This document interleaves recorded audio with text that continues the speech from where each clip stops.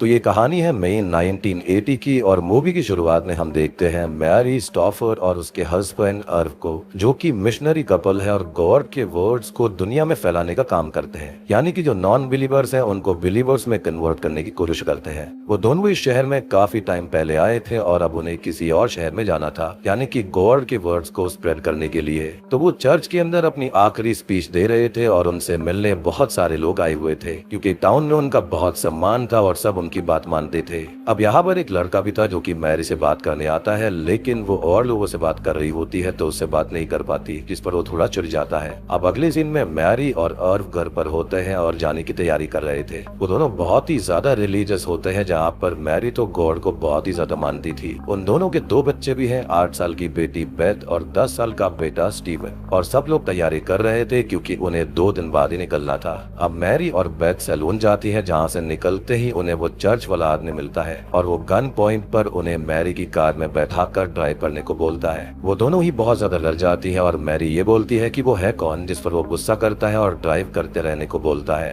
अब कुछ ही दूरी पर जाकर एक खाली रास्ते पर वो कार रुकवाता है और उन दोनों को ट्रंक के अंदर डाल देता है। लेकिन तभी वहाँ पर 2 बच्चे आ जाते हैं जो कि यहीं पर खेलने आए थे और उनमें से एक लड़के को लगता है कि कार खराब हो गई है, तो वो उसके पास जाकर पूछता है कि क्या हुआ है। लेकिन उन दोनों को ट्रंक के अंदर बंद देखकर वो डर जाता है और वो किडनैपर उसे भी ट्रंक के अंदर डाल लेता है। इसे देखकर उसका दोस्त वहाँ से भाग जाता है। अब वो किडनैपर वहाँ से कार चलाते हुए आगे चला जाता है और एक जगह पर कार रुकता है और उस लड़के यानी कि जेसन को बाहर निकाल कर वुड्स में कहीं छोड़ देता है। अब वो और आगे जाता है और कार टाउन के आउटसाइड तक ले आता है और वहाँ से उन दोनों को अपनी वैन में डालता है और अब उन्हें वो अपने घर पर लेकर आता है। उनकी आंखों पर पट्टी डाल देता है जिससे कि वो लोग एड्रेस वगैरह ना देख पाए। अब वो उन दोनों को घर के अंदर लेकर जाता है और एक क्लोजेट के अंदर बंद कर देता है। इधर अर्व की सिस्टर घर पर आई हुई थी डिनर करने के लिए और मैरी बेथ के साथ काफी टाइम पहले निकली थी, तो वो लोग थोड़े परेशान होते हैं और पुलिस को कॉल कर देते हैं। इधर वो लड़का बेथ को क्लोजेट में ही छोड़कर मैरी को अपने साथ बाहर लाता है और अब उसे कैमरा से रिकॉर्ड करते हुए उससे पूछता है कि क्या उसको पहचानती है, जिस पर मैरी मना कर देती है और वो बताता है कि उसका नाम मिंग सेन है, जो कि मैरी का स्टूडेंट था जब 15 साल पहले वो एक टीचर हुआ करती थी और तब उसने उसे लो ग्रेड दिए थे, जिससे उसकी स्कॉलरशिप उन लो ग्रेड्स की वजह से नहीं मिली। और क्लास के अंदर भी मैरी के दूसरे बच्चे फेवरेट थे और वो उसको एक आउटकास्ट माना करती थी जिसका लोग मजाक उड़ाते थे। वो आगे बोलता है कि मैरी अर्व के साथ चर्च के लिए दूर क्यों जा रही है, जिस पर वो कहती है कि वो उसका काम है और अर्व उसका पति है जिससे वो बहुत प्यार करती है और इससे मिंग थोड़ा चिढ़ जाता है। वो आगे ये बोलती है कि ये सब ग्रेड्स या फिर उन बच्चों के बनाए मजाक की वजह से उसका किडनैप नहीं हुआ है और असली रीजन क्या है उसके किडनैप का, जिस पर वो कुछ भी नहीं बोलता और उसको वापस क्लोजेट के अंदर बंद कर देता है। यहाँ पर बेथ भी थी और वो बहुत ज्यादा डर गई थी, जिसको वो संभालती है और प्रे करती है। अब इधर काफी ज्यादा रात हो चुकी थी और अर्व काफी परेशान हो जाता है और वो पुलिस स्टेशन में फिर से कॉल करके रिपोर्ट करता है और उन दोनों की साथ ही कार की डिटेल्स भी भेज देता है, जिस पर पुलिस ऑफिसर डिटेक्टिव से बात करती है कि मैरी और बेथ जिस कार में थे वो ग्रीन कलर की थी विद व्हाइट टॉप और शाम को जेसन को पुलिस ढूंढ रही थी, तब उसके दोस्त ने बताया था ऐसे ही कार के बारे में। अब वो दोनों अर्व के घर पहुंच जाते हैं और उसे बताते हैं कि ऐसे ही कार टाउन के दूसरी साइड पर देखी गई थी, जहां पर एक बच्चे को भी उसके अंदर किडनैप किया गया था और उसके दोस्त के अकॉर्डिंग उसने कार में कुछ देखा भी था और वो मैरी और बेथ हो सकती है, जिसको सुनकर अर्व परेशान हो जाता है। अब इधर बेथ को वॉशरूम जाना था तो बेथ क्लोजेट का डोर बैंग करके मिंग को बुलाती है और पहले तो वो उन दोनों को वहीं पर रखी हुई बकेट के अंदर टॉयलेट करने के लिए कहता है, लेकिन मैरी उससे रिक्वेस्ट करती है कि वो लोग ऐसा नहीं कर पाएंगी और वो उन्हें वॉशरूम ले जाता है, जहाँ पर मैरी भागने का रास्ता या फिर बचने का कोई तरीका ढूंढने लगती है, लेकिन उसको कुछ भी नहीं मिलता।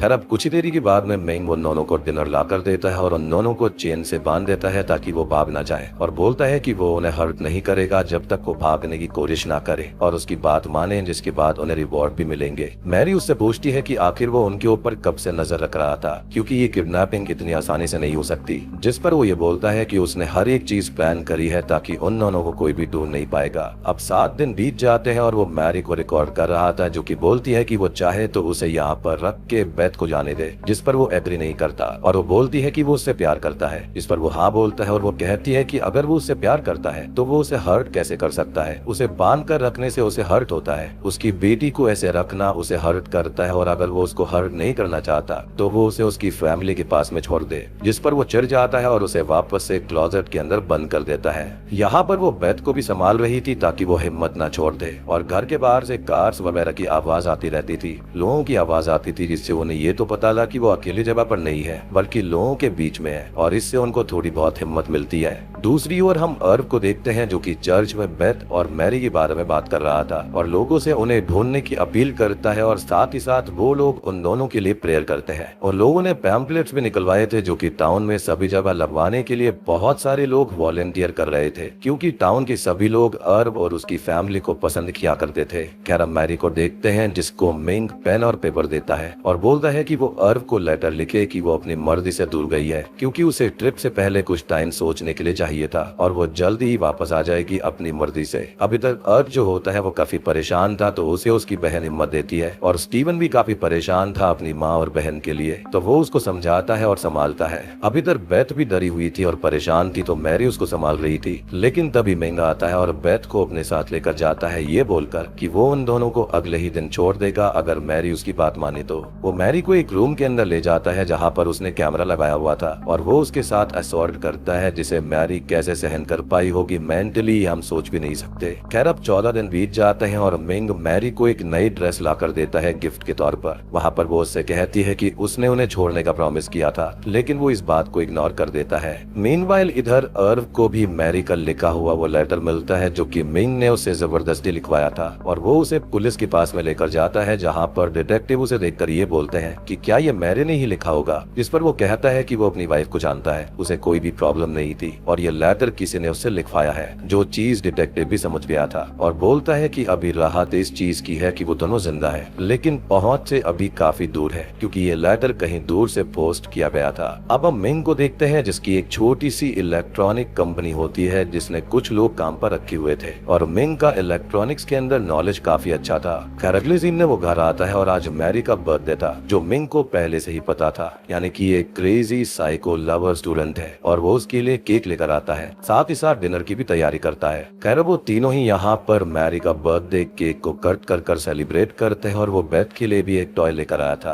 अब कुछ दिन के बाद में वो फिर से मैरी को रिकॉर्ड करते हुए उससे बात करता है और बोलता है कि वो उसके साथ लव क्यों नहीं कर सकती, अच्छे से इंटीमेट क्यों नहीं हो सकती, जिस पर वो बोलती है कि वो ऐसा नहीं कर सकती क्योंकि वो अपने हस्बैंड से प्यार करती है और उसे धोखा नहीं दे सकती, और जो मिंग ने कुछ दिन पहले किया था वो प्यार नहीं था बल्कि असॉल्ट था, क्योंकि वो मैरी की विल के अगेंस्ट होता है। लेकिन मिंग का ये कहना था कि वो उसके साथ में अच्छे से इंटीमेट हो जैसे कि वो अर्व के साथ में होती है, लेकिन इन बातों को सुनकर मैरी शॉक्ड हो जाती है और गुस्सा होकर ये कहती है कि ये सारी चीजें उसे कैसे पता है, और वो उसके ही घर में उसके ऊपर नजर रखता था, उसने उसका असॉल्ट करने से पहले ही उसे वायलेट किया, और वो उस पर गुस्सा करने लगती है, जिस पर वो भड़क जाता है और उससे बोलता है कि वो उसकी बेटी को मार देगा, और वो बेथ को मारने चला जाता है, लेकिन मैरी उसको रोकती है, गिड़गिड़ाती है और अपनी बेटी को ना मारने की भीख मांगती है। वो उसकी कंडीशन को एक्सेप्ट कर लेती है और अब वो उसको रूम के अंदर लेकर जाता है और फिर से उसके साथ में असॉल्ट करता है, और इस बार पिछली बार से ज्यादा भयानक और मेंटली डिस्टर्बिंग मंजर था, और ये चीज उसने पता नहीं कितनी बार फेस करी होगी मिंग के प्यार के नाम पर, यानी कि बेसिकली वो उसको ब्लैकमेल कर रहा था।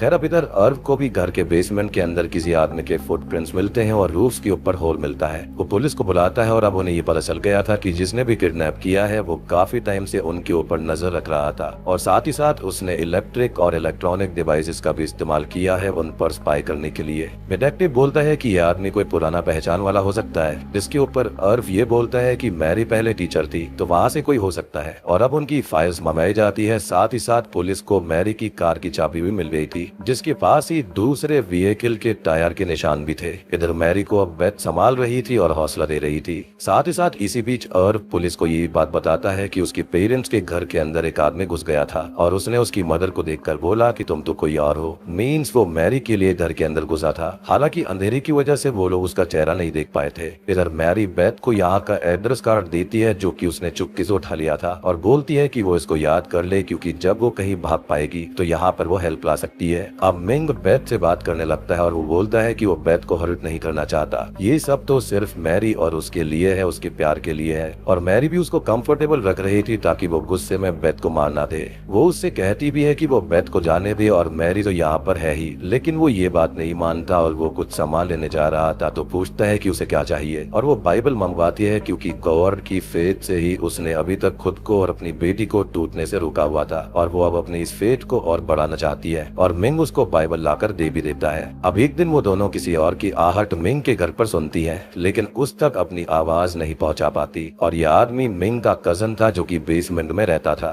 वो लोग उससे पूछती है कि इस घर में कोई और भी रहता है, तो अगली सीन में वो अपने कजन को घर से निकाल भी देता है क्योंकि उसको डर था कि इसकी वजह से वो पकड़ा जाएगा। अब वो मैरी से बात करता है और बोलता है कि वो उसके साथ हमेशा रहना चाहता है और उसकी शिकागो के अंदर एक कॉन्फ्रेंस है जहाँ पर वो अपनी छोटी सी इलेक्ट्रॉनिक्स की कंपनी बेच देगा और फिर बड़ी सिटी में जाकर रहेगा मैरी के साथ खुशी खुशी। लेकिन मैरी अभी भी उसके लिए तैयार नहीं थी। इस पर वो बोलता है कि वो वहाँ पर लोगों की मदद कर सकती है, गॉड के वर्ड्स को वहाँ पर फैला सकती है। लेकिन वो कहती है कि वो शायद परफेक्ट नहीं है और उसने भी पाप किए हैं, जिस पर वो कहता है कि पाप तो उसने किए थे। लेकिन मैरी बोलती है कि सिंस का कोई स्केल नहीं होता, उसने पाप तो किए हैं और गॉड जो करते हैं अच्छे के लिए करते हैं। उसका उन पर पूरा फेथ है, जिस पर वो कहता है कि ये किस अच्छे के लिए हो रहा है। तो वो बोलती है कि उसे अब ये रियलाइज हो रहा है कि जब वो टीचर थी तब उसने सबकी हेल्प नहीं करी और शायद यही गॉड उसको रियलाइज कराना चाहते थे। बेसिकली यहाँ पर शायद वो मिंग की बात कर रही थी। खैर वो उन दोनों को एक रात को एक आरवी से शिकागो ले जाता है और मैरी को पुलिस की कार दिखती है, लेकिन वो हेल्प नहीं मान सकती थी क्योंकि मिंग गन के साथ था और उसने क्लियरली बोला था कि वो बेथ को पहले मार देगा।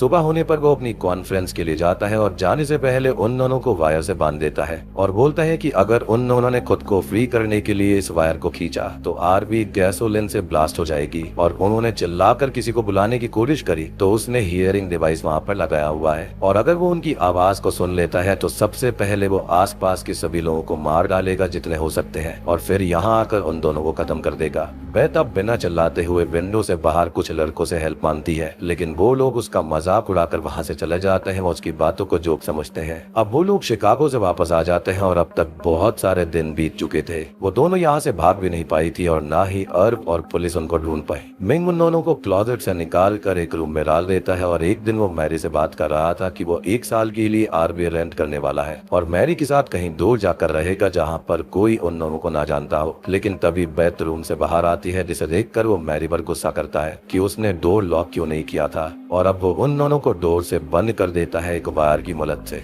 और अब तक मैरी की और दूसरी ओर अर्व की हिम्मत टूटने लगी थी। इसी बीच मिंग बेथ की बात अर्व से कराता है फादर्स डे के लिए और उन दोनों को एक फेस्टिवल में भी ले जाता है जहाँ पर मैरी अपनी फैमिली के साथ जाती थी। लेकिन इस बार अर्व स्टीवन को लेकर नहीं गया था क्योंकि वो बिना अपनी वाइफ और बेटी के नहीं जाना चाहता था। मैरी को यहाँ पर पुलिस दिखती है, लोग दिखते हैं और वो खुद को और अपनी बेटी को बचाना चाहती थी। लेकिन मिंग के डर से वो कुछ भी नहीं कर पाती और उस पर क्या बीती होगी क्योंकि 47 दिनों के बाद में वो कैद से यहाँ बाहर आई थी। लेकिन सामने ही मदद होने के बावजूद भी वो उनको नहीं पुकार सकती थी और अपनी बेटी को और खुद को नहीं बचा सकती थी। अब डे होता है 53rd और मैरी की हिम्मत और फेथ काफी कम हो गई थी। फेथ और होप के बस थोड़े ही कतरे उसके अंदर बचे हुए थे और वो बेथ के साथ रूम में बंद थी और उसकी नजर डोर के ऊपर जाती है जिसका स्क्रू निकल रहा था और अब फाइनली उसको ऐसा लगता है कि गॉड ने उसको एक रास्ता दिखाया है और वो उन स्क्रू को निकाल कर डोर को अलग कर देती है और वो दोनों अब फ्री थी, बस साथ में बंधी हुई थी। जैसा कि मैंने आपको बताया था कि उनको चेन से साथ में बांधा हुआ था।